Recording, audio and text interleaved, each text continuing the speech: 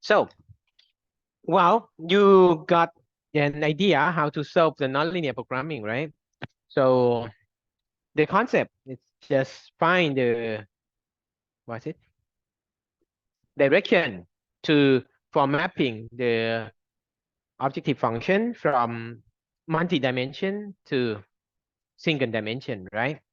And we have plenty of several methods to find the direction, and also several techniques to find the minimum point at each iteration. I mean, at each direction. Okay, for a specific direction, and then you find the minimum point in a single variable optimization problem, right?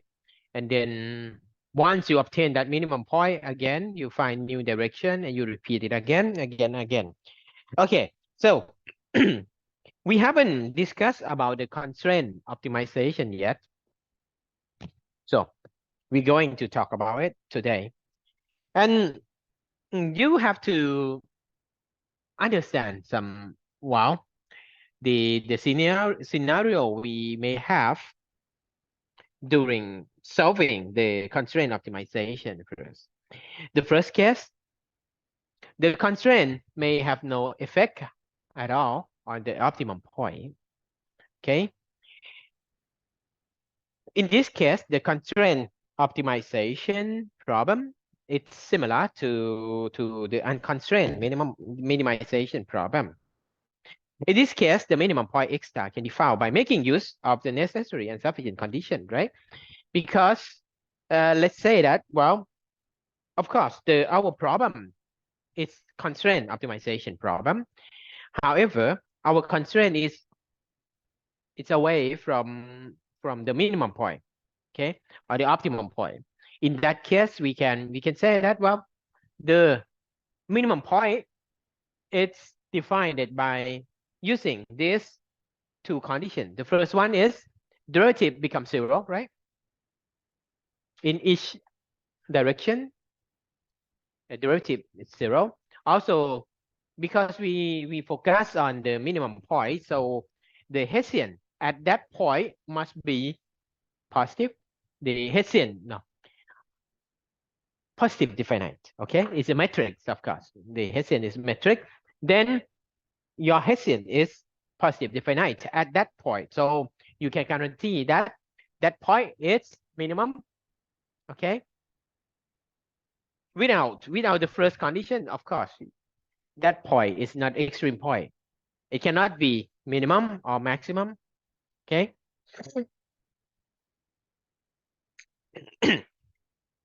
What about if that point satisfied the first condition, however, it failed to satisfy the second condition? Hmm? Hmm?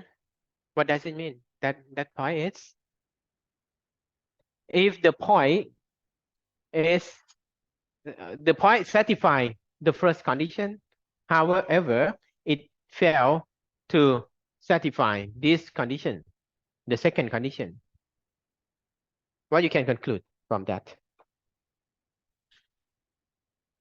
Hmm? Yeah, that point can be, it's extreme point. However, it's not minimum point. It can be maximum or just a reflection, right? It's an inflection, not reflection, inflection. Okay. Yeah, like this. Assume that we have, this is a contour of our objective function, okay? And the minimum point is here. And we have several constraints. For example, our constraints are set of linear equations, and our feasible region is here, okay? This constraint, this line, and this line shape our feasible region.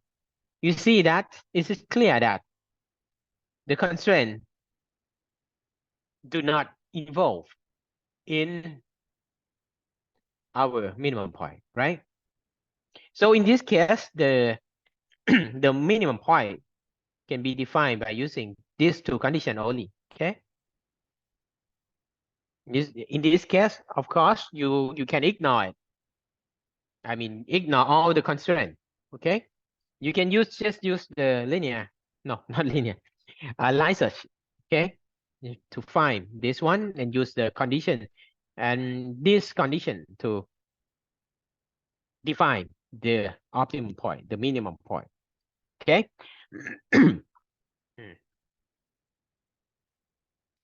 Yeah. So to use this condition, I mean this condition, I mean this derivative must be 0 and the Hessian is positive definite. We must be certain, okay, that the constraints are not involved, are not going to have any effect on the minimum point, right? Without it, we cannot use that condition to define our minimum point, okay? Okay, now we move to the second case. The second case is the optimum solution occurs on a constraint boundary, and that solution is unique.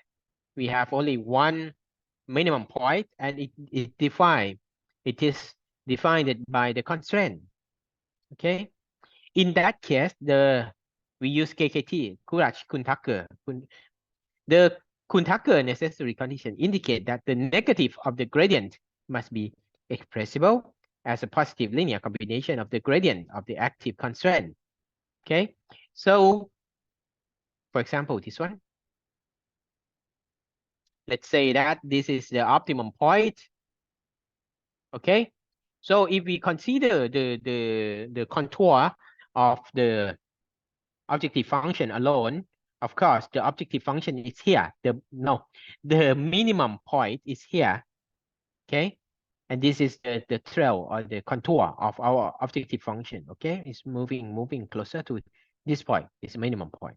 However, you see that without constraint or without considering the constraint, the minimum point will be here. Okay. Right.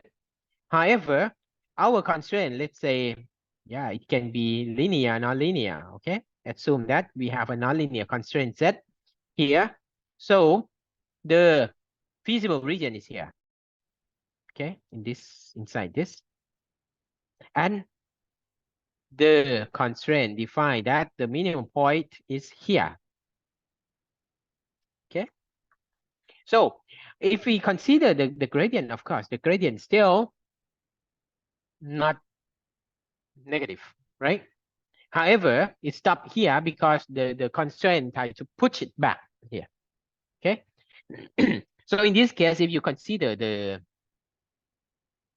KKT condition, instead the KKT will be 0. Okay. The Courage-Kuhn-Tucker can define it. Okay. You have the KKT condition. You can use KKT condition to define this point. Okay. Now we move to the third case. The third case is the objective function has 2 or more unconstrained local minima. Okay. And the constraint problem may have multiple minima, of course, because the objective function is not unimodal, right? For example, this is quite complex. This case is quite complex. Even of course, if we neglect the constraint, we don't take the constraints into account, you see that you have 2 minimum point, right? 2 minimum point. The first one is here and the second one is here. However, the constraint shape your feasible region. In this region, this is your feasible region. And well, the value of the objective function here equals to this point. And you see that both are minimum point, right? But we have one point which is defined by the the what is it? Sufficient and necessary condition where this one it's divided by derivative in each direction, it's 0, and the Hessian positive, okay, is defined this point. However, this point is defined by what? By KKT, okay? We can have this kind of scenario, okay? And this one, you see that you can, it's not simple like you use KKT or you use an necessary condition to define it, okay? This one, of course, yeah. If you use KKT, of course, you can guarantee this point. However, this point is guaranteed by the derivative, 0 derivative and Hessian only. And the fourth case, the objective function has a single unconstrained minimum, and the constraint may introduce multiple local minima. Okay, like this. In this case, you have the objective function is, of course, it's a unimodal, right? You consider it, it's this point. Okay. And again, we have a constraint here. Okay. However, the original, what's it? The minimum point in the case of unconstrained problem, well, are not in the feasible region. That point is not feasible. This point is not feasible, right? So you see that this point is excluded from feasible region already. So, however, we still have multiple solution, multiple minimum point introduced by the constraint. Okay, we have this point and this point as a minimum point, but defined by the constraint. What do you think about this case? Can we guarantee this point and this point by any properties?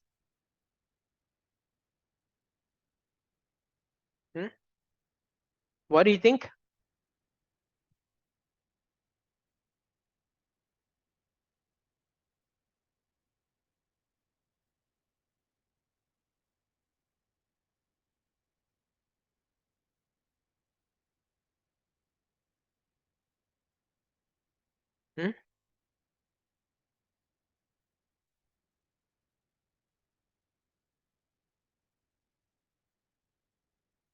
What do you think?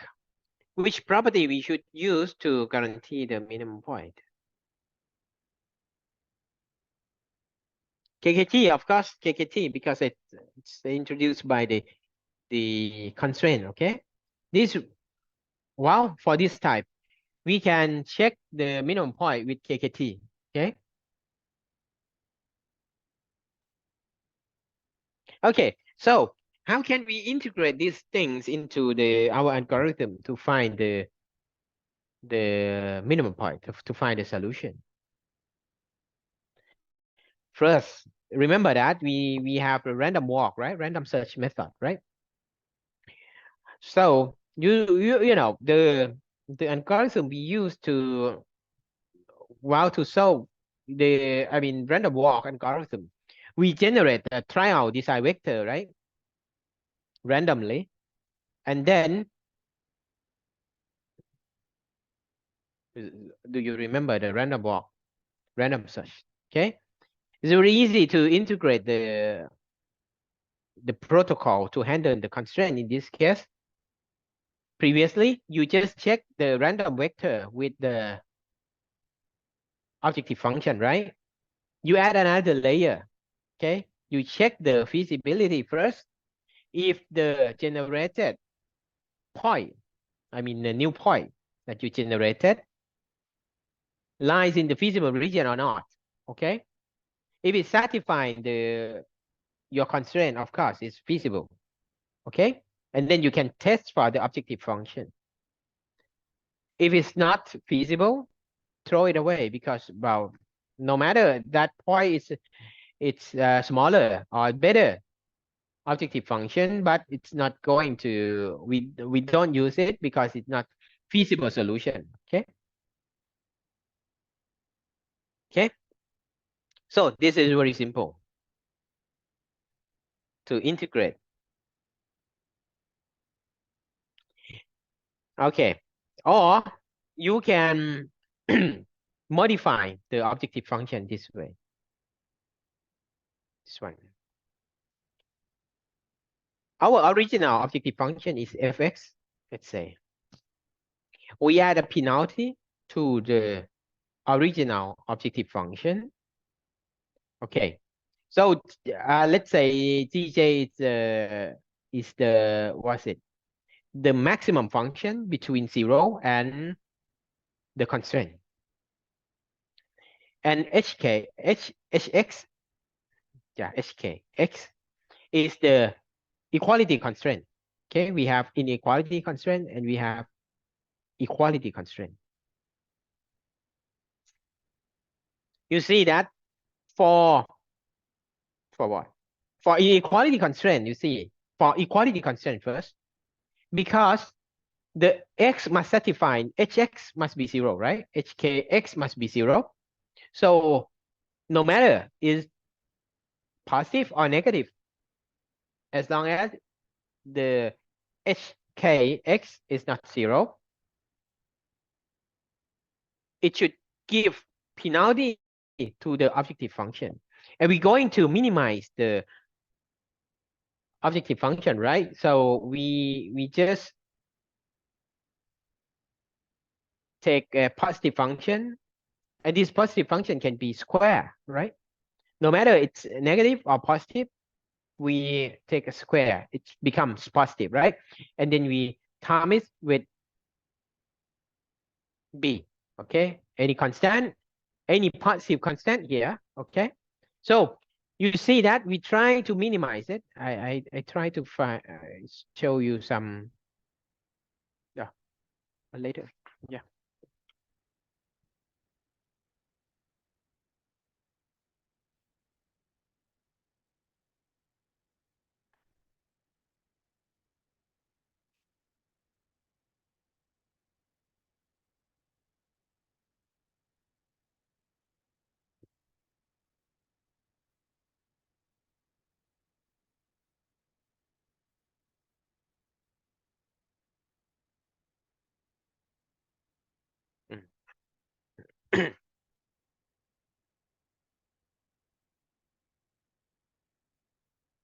Perhaps, for example, if we have this x, sorry, luckier,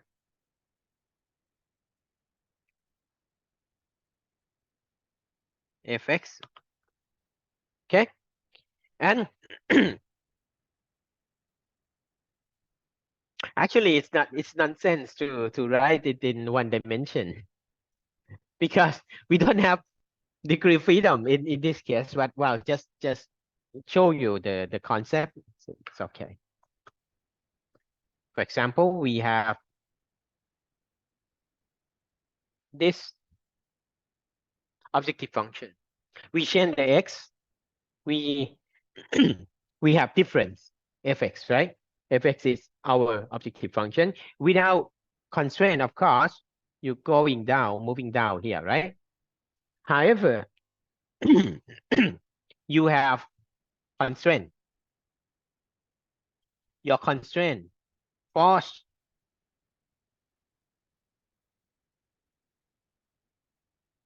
here, this point.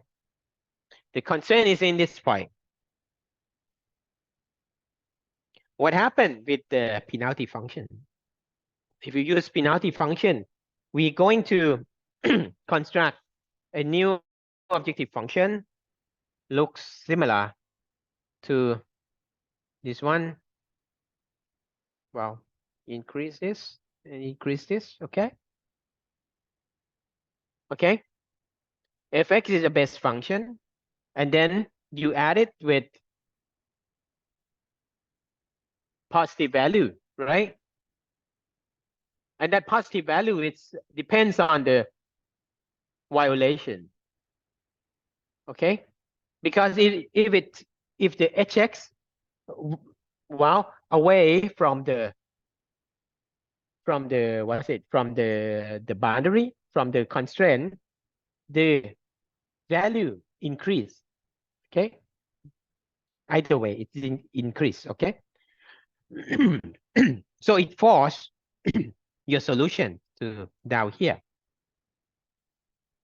And you see that it depends on two things. First, it's b and hx square, right?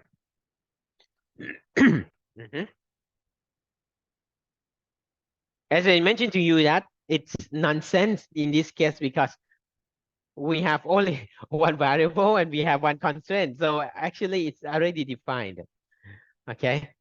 But I try to tell you what it look like in reality. Okay. So what about the inequality constraint? For inequality constraint, well, I show you again in that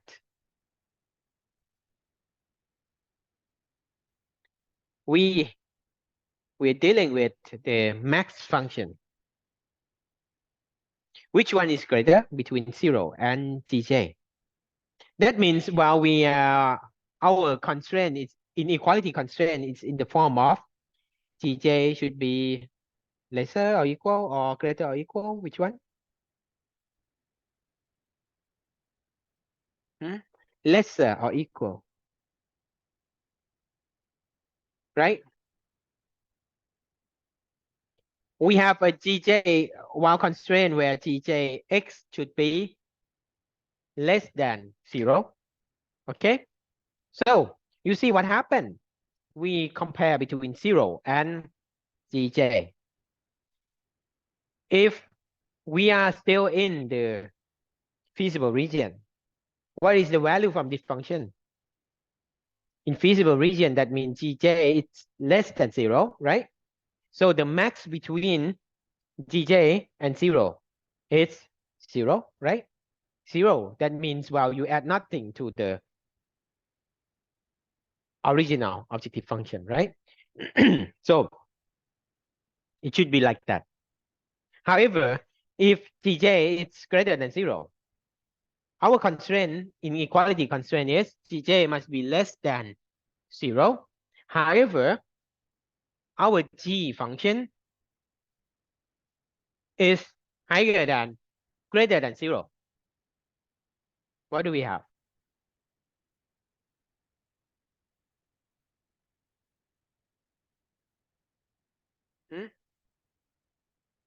What do we have?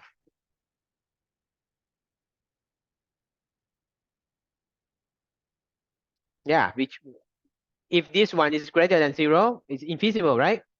You compare between 0 and anything greater than 0, of course, the result from this function is Tj. Okay? Then you take square of it and time with any positive values, and this one will be positive. Okay? So how it look like?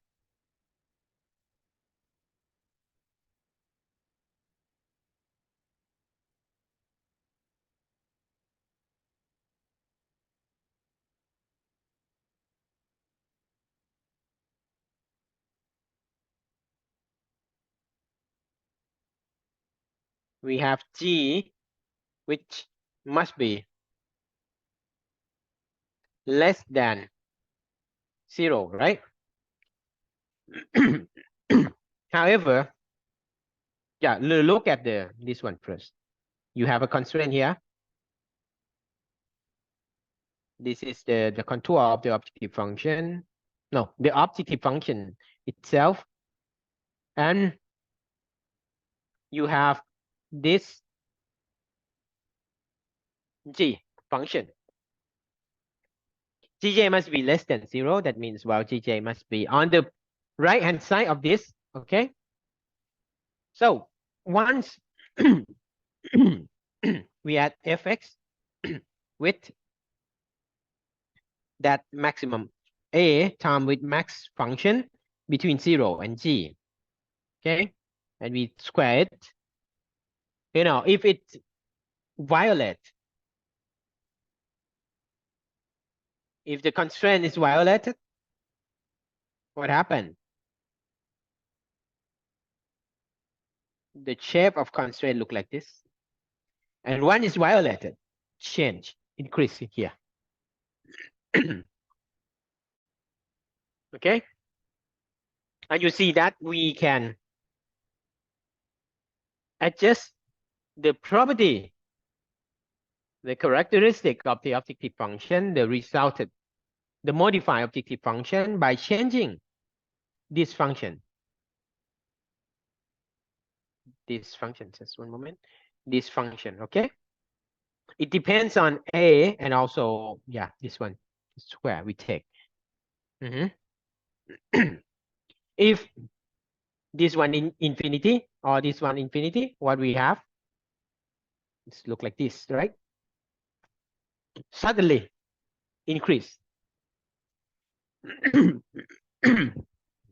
However, we are working with gradients. We are working with, yeah, our numerical method. We work with gradient, right?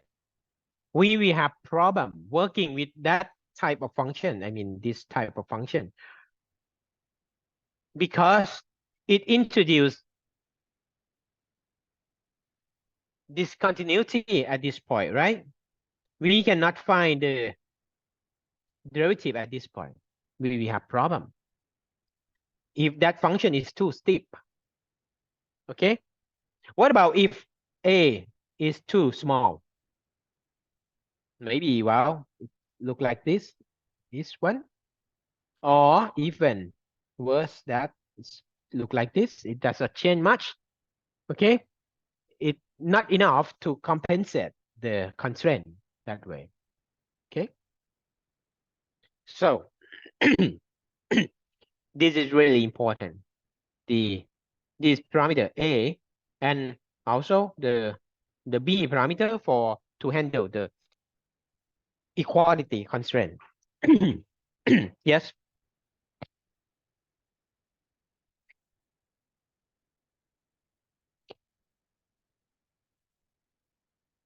Yeah. It's the same way, because for that one it look like this. You have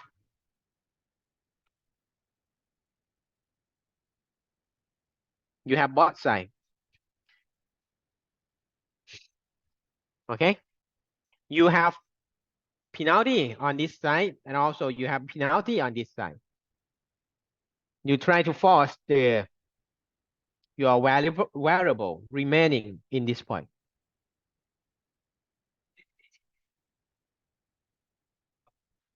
Yes.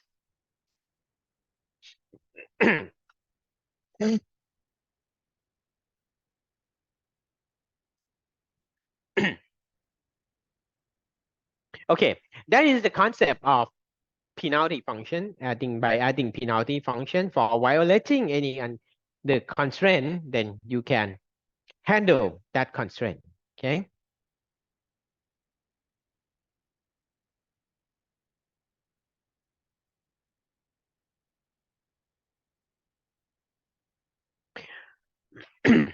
Okay, before we discuss further in the concept of penalty function, I want to introduce you one algorithm. We call it sequential linear programming. The idea of this algorithm is different from what we learned so far. From the name, of course, it's a sequential linear programming. It means, well, you start from initial point, and then at that point, you linearize all the objective function and the constraints based on that point. Okay, you linearize it, then you obtain the linear function, objective function, and also constraint. Your constraint is the linear function. Okay.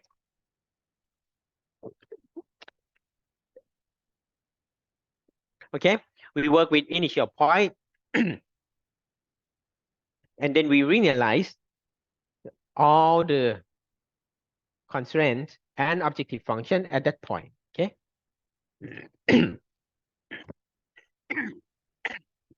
And we solve the linearized problem. Okay. By using linear programming, and then you obtain a new point, and then at that point you linearize it again. Okay. That way you can handle both the constraint and also linearity. Okay. You can use it. It's totally different idea. Okay. Okay. Now we back to the our sorry, penalty function method. Okay. So the idea of penalty function method, we transform the basic optimization problem, original one, into the alternative formulation such that numerical solutions are sought by solving a sequence of unconstrained minimization problem. Okay. So the idea is we construct this function, okay, based on the original function and a set of penalty function of the constraint imposed by the constraint. Okay. Previously, we discussed about the parameter here. Yeah, previously I used A and B, right? And also this function. Okay, but actually you can use different function. This function can be anything, not just only max function. Okay, it can be like this. Penalty function formulation for inequality constraint can be divided into two categories. The first one we call it interior method, and the second one is exterior method. Okay. In the interior formulation, well, the popular function is here. One is a negative of 1 over g, or the log of negative g.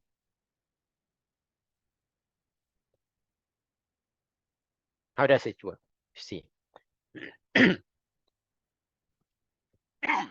know, our constraint is g must be less than or equal 0, right? So we expect negative g. Okay, and that g, I mean g, this g. What happens if g approach 0? This one become infinity, right? So we can use this one to modify our objective function. Because, you know, the g is negative. However, once g move to the boundary, to the constraint itself, the value approach, the g approach, the g, big G, I mean, approach infinity, right?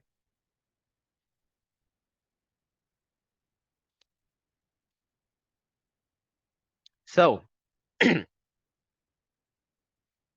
show you this function again, just one moment.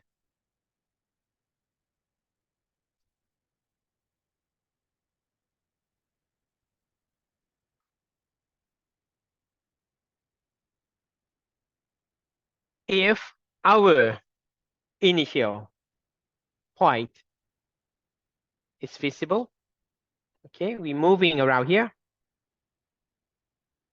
and you see that this remains okay, right? However, our solution will not violate this because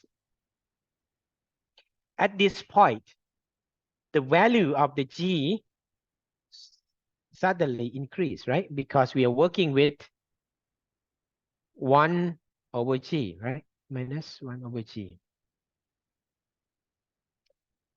Right? Yeah. So this is the reason we call this class of algorithm as the interior method. Because if we work, of course, we have to start with the interior point. Interior point means any point inside the this one. Any point inside the feasible region. Okay. If we are working with a point which in the feasible region, our solution at each iteration remains inside the feasible region always. It will not approach even this boundary because at the boundary, the value becomes significantly increased, right? Okay. So, however, it will stop somewhere next to the boundary, right? It depends on the parameter we use to multiply it. We use to magnify it, okay? But the main idea is just keep the solution inside the feasible region, okay? But the weakness of this one is we have to start from the feasible initial point only, and it will remain inside the feasible region. If you start from infeasible region, of course, you cannot have a solution because it's already penalty by very large value. Okay.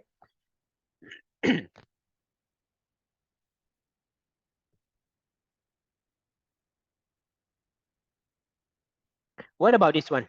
The next one. Log of minus GJ is the same thing, right? Because what is log 0? Yes, again.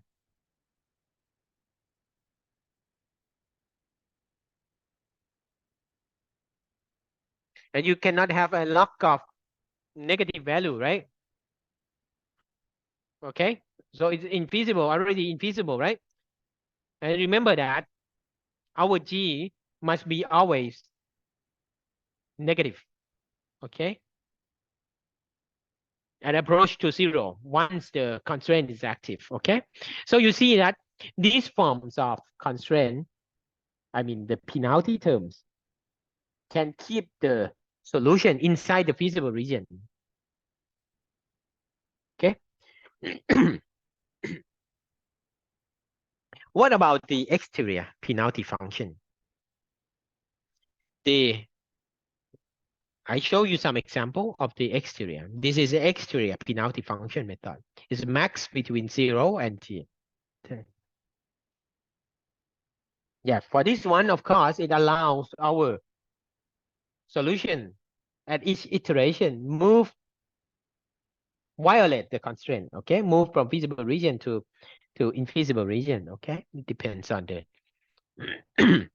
but it's allow the solution to violate the constraint, okay?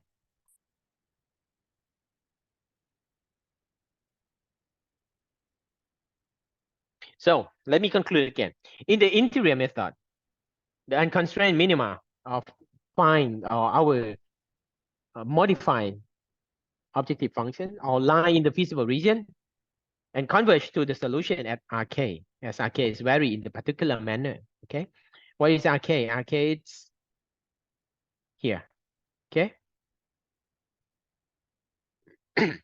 You change RK, of course, you need, well, you have to test RK. You have to solve the problem at different RK, because if RK is too small, what happened? Even in case the interior method, if this function is the interior, but you use RK is too small, what happened?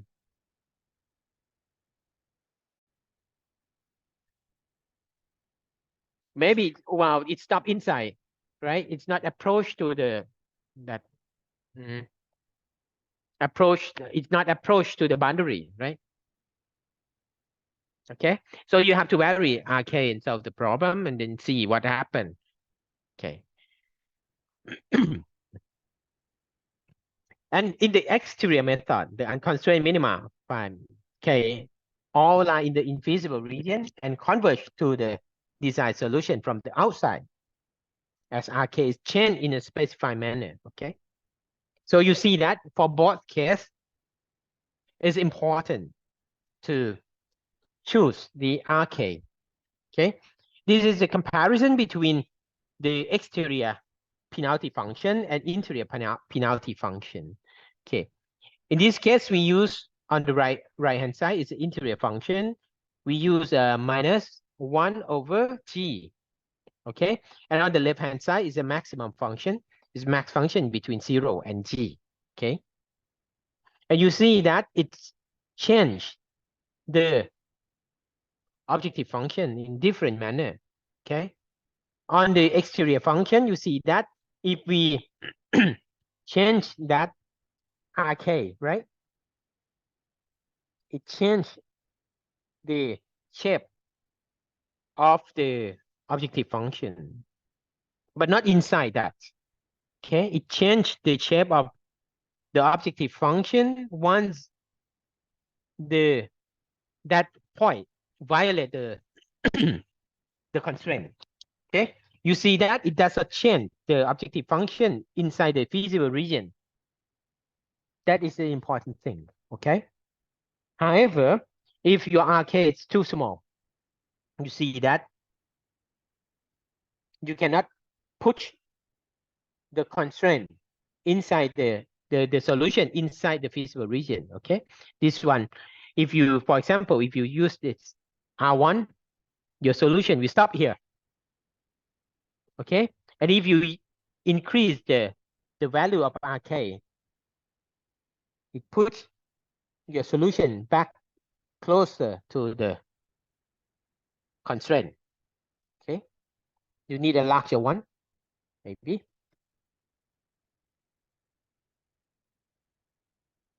So to solve that problem, of course, you have to vary the RK. In case of interior function, you see that.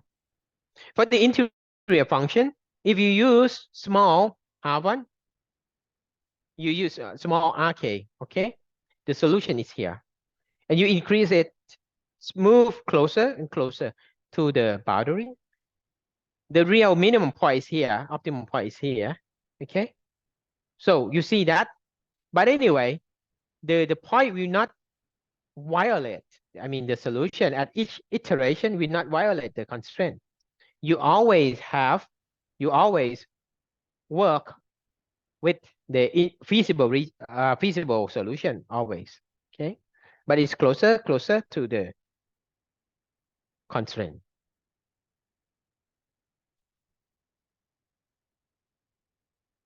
Yes, but not too high, because if your function, your RK is too high, what is the function you obtain? Boop, this one. So we have discontinuity at this point, right? You cannot solve the problem.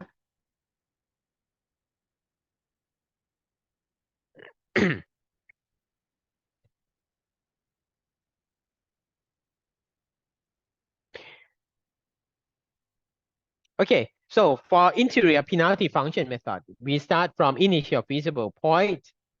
Okay, And then we select RK, R1 first. R1 is, of course, R is greater than 0. And then you minimize this objective function by using any unconstrained minimization method. Remember that once we implement that penalty function, whether interior or exterior or interior function, of course, we transform the constraint problem to unconstrained problem already. Okay. You solve this by unconstrained minimization method, and then you test it whether it is the optimum solution of the original problem or not. And then you find the value of the next penalty parameter, RK. Okay. Increase, well, you can increase the R. Okay, and repeat the solution again. Okay. Remember that you have KKT, right? Because you are working with constraint, right? Constraint problem. So one condition you use to test whether this condition is the it's optimum point or not, you can use KKT. Okay. But KKT, don't test it with KKT of the unconstrained problem. You have to test of the, well, by using the KKT of the original problem. Okay.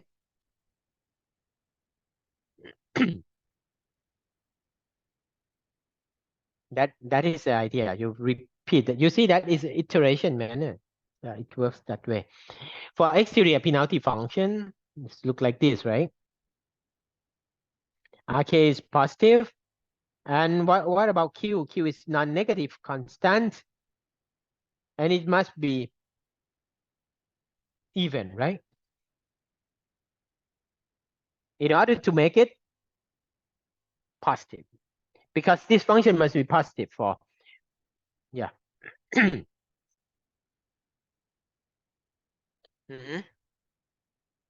Again, you work in a iteration manner.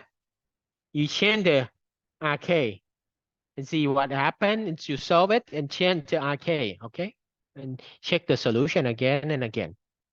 It's iteration manner.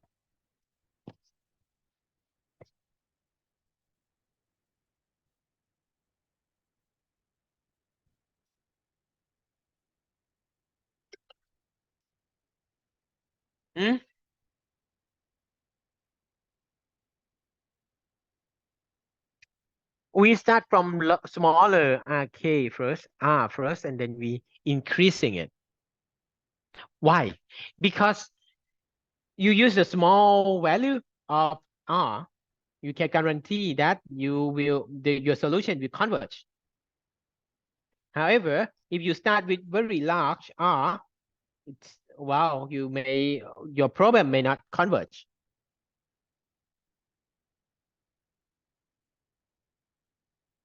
The interior is also the same way, the same direction. You start from small R. You see, look at the interior. No matter it's small or it's large. No matter you work with interior or exterior function, R, it's a magnification, right, of this penalty function. You use small r, of course, that you may not, push your solution to the boundary, but you can guarantee that you get solution anyway.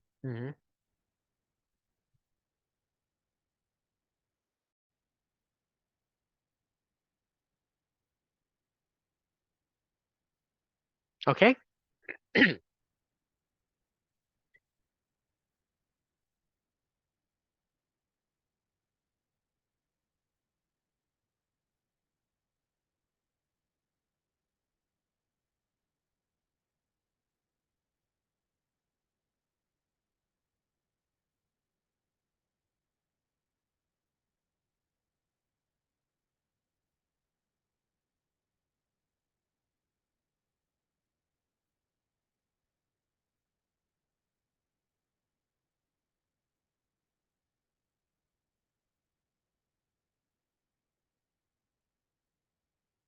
Okay, that is the concept of the penalty function. We have to approach the interior point and exterior point. Okay, and it works different way.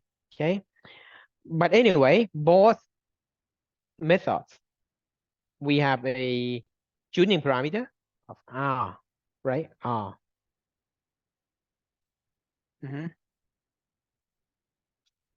Okay, any questions on that?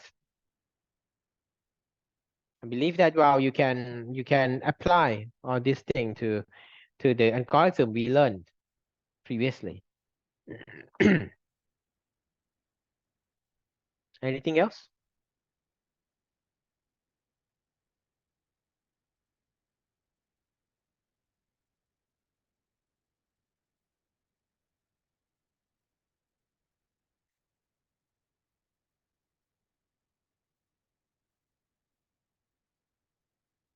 Just one moment.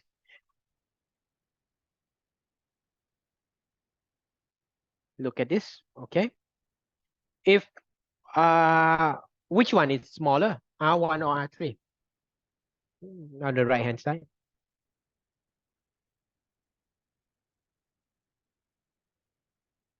Why R2 is smaller? Oh, just one moment. This one is, where's R1? R1 is here, right?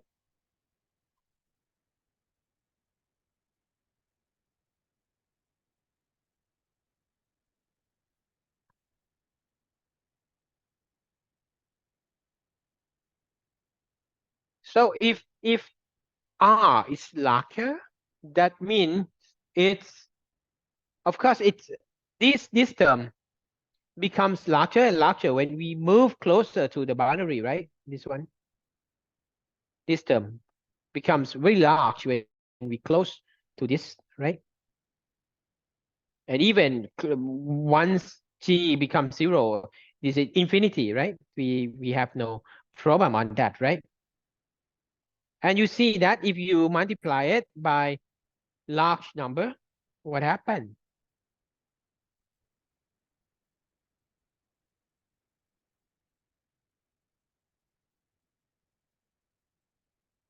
Yes.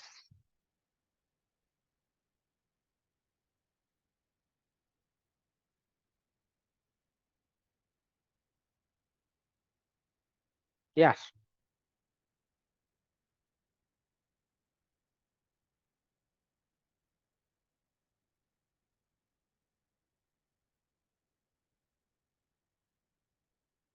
Hmm? But- Yes, a K is a iteration number, right? Iteration number, because each iteration you use different R.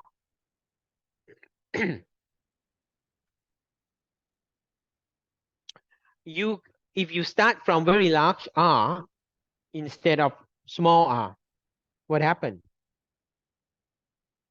In this one, for the exterior first, if you use very large R at the beginning, it may not converge because you introduce discontinuity here.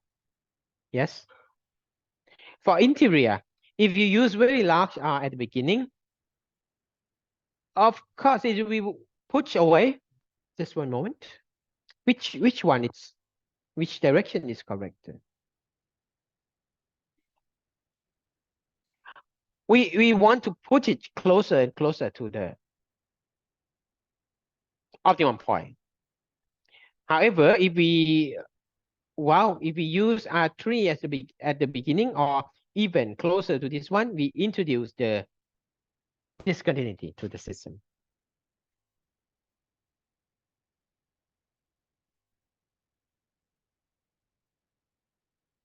If we use bigger R, if we use bigger R, this one, R1 is bigger than R3, no?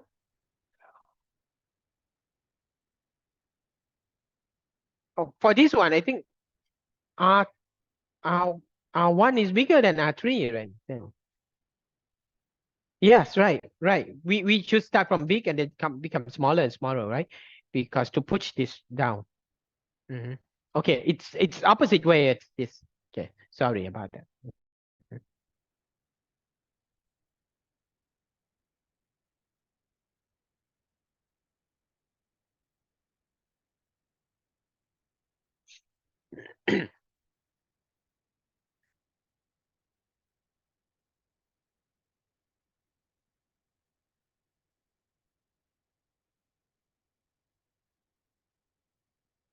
I think you should work on some assignments, right? I should give you some assignments. Yeah, combining on the line search, direction, and what is it, step size, right? Finding and also this algorithm, constraint handling. Mm-hmm. Yeah, I will give the assignment in a few days. Yeah, works that. Now you just write your algorithm by yourself. The algorithm to solve this problem, the constraint problem, by using any direction we learn, by using any was it step size finding we learned, and also wow to handle the constraint by yourself. Okay. Also stopping criteria. Mhm. Mm. Okay. So yeah, and you have 20% for for assignment, right? 20% for assignment and 20 or I don't know. Our exam, the midterm exam, it's 30%, right? We discussed at the beginning. 40%, right? Yes, and final also 40%, and then 20% on assignment. Mhm.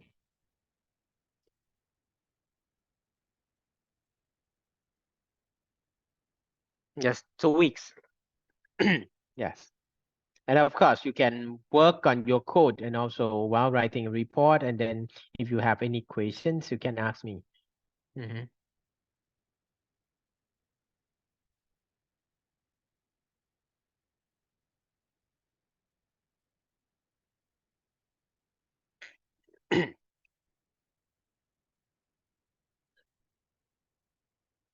Hmm? Yes, you write your own code from scratch, or you can modify my code. You can copy my code. The code I previously gave you. Yeah. Any peaks of that code, and then well try to combine it. Okay, yeah, later.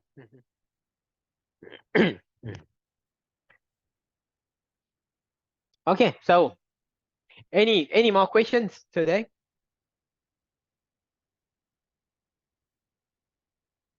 And well, uh, yeah, one thing I want to emphasize it.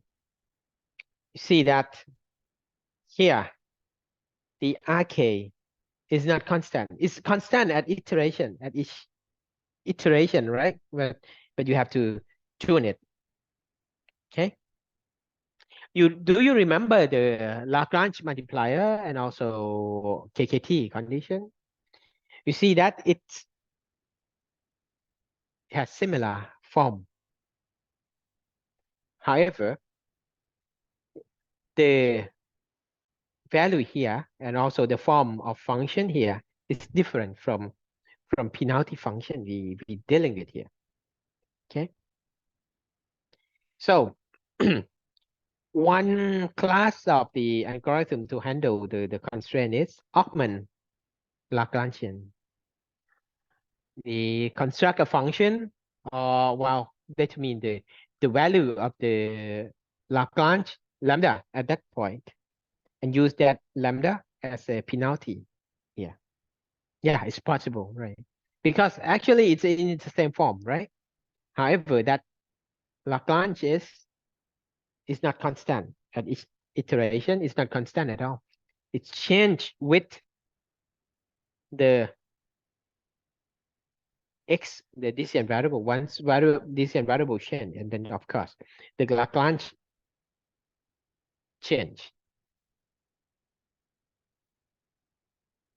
But it's more or less similar because this is a function in case of Lagrange. This is a function of constraint, right? Your constraint, and you have a Lagrange multiplier in front of that constraint. Yes. That is okay. So we, if no question, of course, yeah, we finished today earlier, and the rain already stopped. You can go back home safely. Any more question? Also from the Zoom.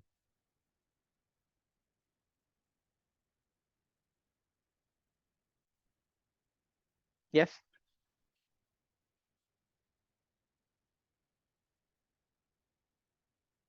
I send you many codes.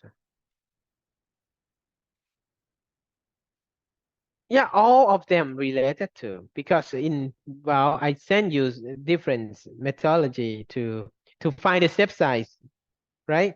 Also, the code finding the direction, okay? The direction. However, I haven't sent you the code to handle the constraint yet. For this one, not yet.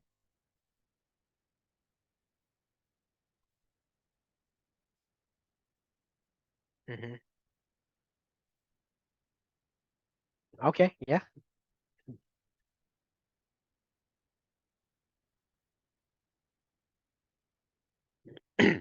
Okay, go. So we dismiss the class.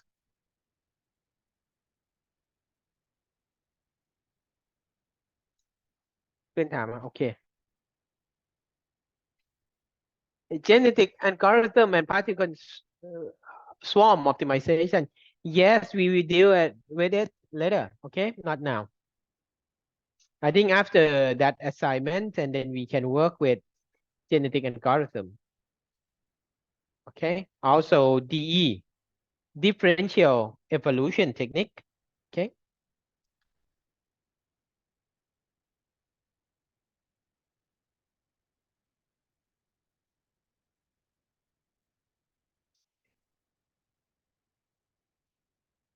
Inequality constraint.